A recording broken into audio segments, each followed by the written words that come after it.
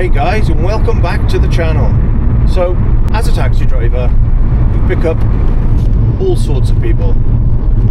I've picked up people eating unusual things. I've picked up people asking the same questions like 37 times. I've even picked up people that were doing things they shouldn't be. But I still love being a taxi driver. Now, I've cut my hours down and I've been doing more deliveries purely because of the money side of things. Like, I could be in for 6 hours one day and make like 30 quid. I could be in another day and make like 80 quid. So I basically just work once or twice a week, normally a Sunday. I like working a Sunday. It's quite nice and relaxed. Even though it's busy and you are pretty much flat out all night, it's not as bad because you know roughly where everyone is, and it's the same people every week near enough. But you do get the odd one or two. I mean, not as many as I have done in the past, probably because I don't work that many Fridays and Saturdays anymore. But there are some that they tell you happy stories, they tell you sad stories. But here in Wales, the test is pretty, I wouldn't say easy, but they basically ask you how to get to certain places and you tell them, and then you sit a test. And once you've passed that test, then you're able to get your badges and apply to the council then to get, proper badge for that borough. And you can only do taxiing in that borough. So I'm in the Caerphilly borough, so I can only do it in Caerphilly. Whereas there's some other people that do it in Merthyr, some do it in Newport, Cardiff, and you can pay for a badge for a year, up to 3 years. So mine's coming up for renewal now next year, and probably will end up renewing it. But like I said, I do love taxiing. But at the moment, the money is just not there. People can't afford to go out as much anymore. People can't afford to use taxis as often as they have done in the past. So it is, I don't know what will happen. I don't know. I probably will end up renewing, like I said.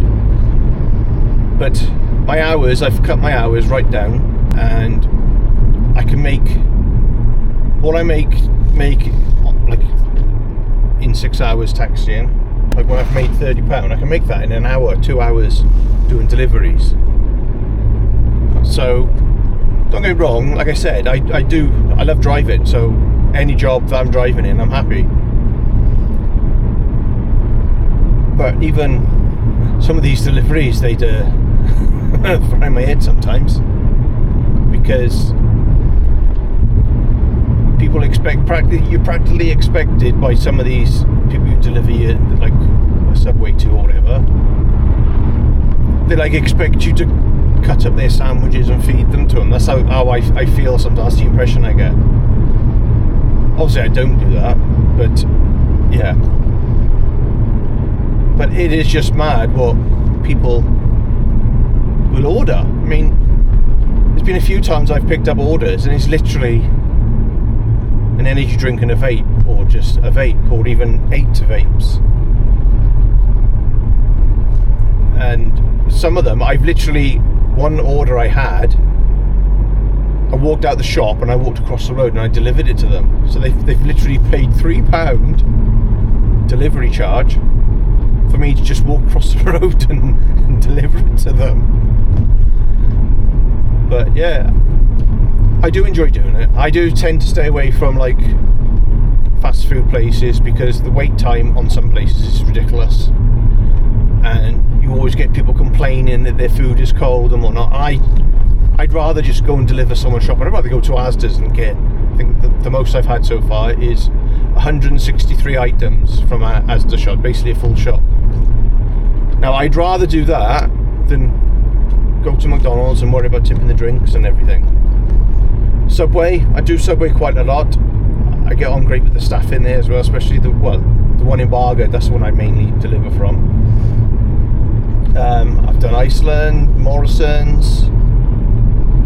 I don't mind doing them sort of ones because they're pretty on the ball in there. You go in, get your stuff and come back out. But there are other places where they're like, oh yeah, it'll be 2 minutes, and then you sit there 10 minutes and whatever. And if you're doing it on Uber Eats and Deliveroo, you can cancel the order and just go on to the next one. But with Just Eat, you have to contact customer service, or customer support they call it, tell them there's a problem, and then you've got to then explain why, and then they literally just copy and paste things and say, yeah, this will affect your acceptance rate, this, that and the other, and you're like, well, so I'll still get orders. It's just frustrating, the fact that you can't just cancel the order because it'll get assigned to somebody else. It's just you won't be delivering it. And then with some of the other apps, you could be going for miles. Like, I've had people ordering from Subway in Bargard going to Pontypool. Now I'm pretty sure there's a Subway between Bargard and Pontypool that they could order from that's closer. I get they're all franchise stores, and I get they all got their own different offers and whatnot. But yeah, and sometimes I will do these orders just to see what happens, and if they're having toasted like meatball marinara sub or something like that, by the time you deliver it to them, it's warm. It'd be stone cold.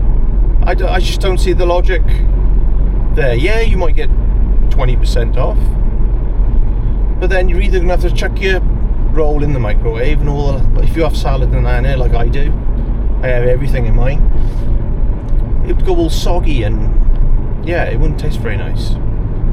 So, but yeah, I mean, every job has its pros and cons, I suppose.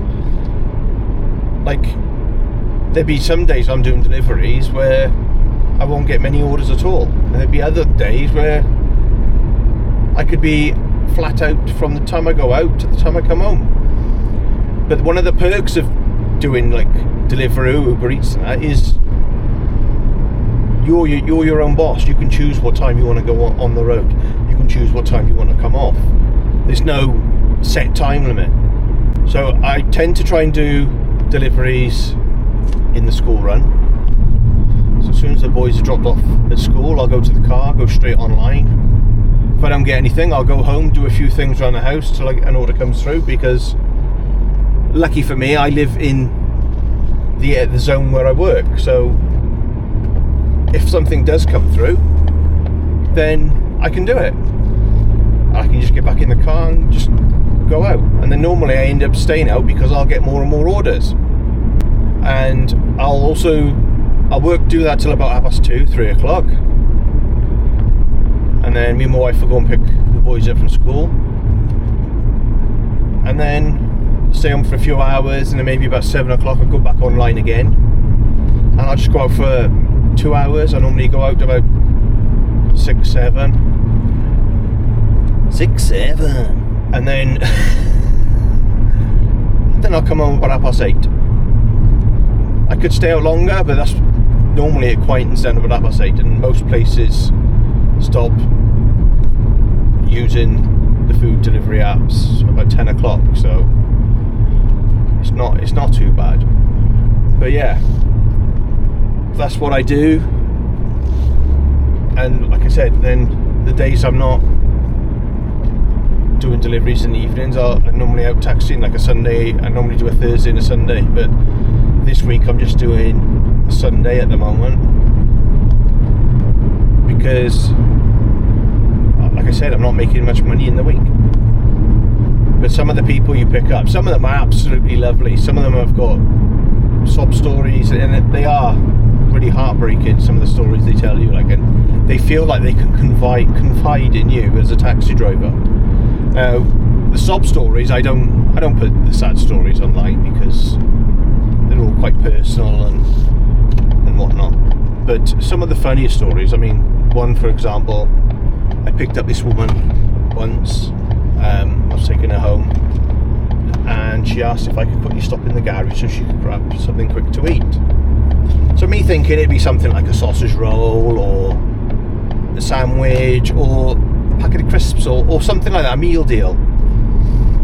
So she comes back out, it's dark, I can't really see what she's got.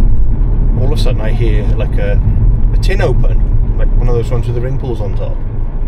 So I can hear her eating, and she's like, because I'm concentrating on the road, I'm not sure what she's eating. I'm like, oh, okay. So she's talking to me still, I can just hear her slurping. It sounds like she's drinking soup or something. But it smelled like she opened a tin of dog food, because I don't know what this... It just... Yeah, I couldn't figure out what it was until I seen when I stopped. So I end up stopping off outside.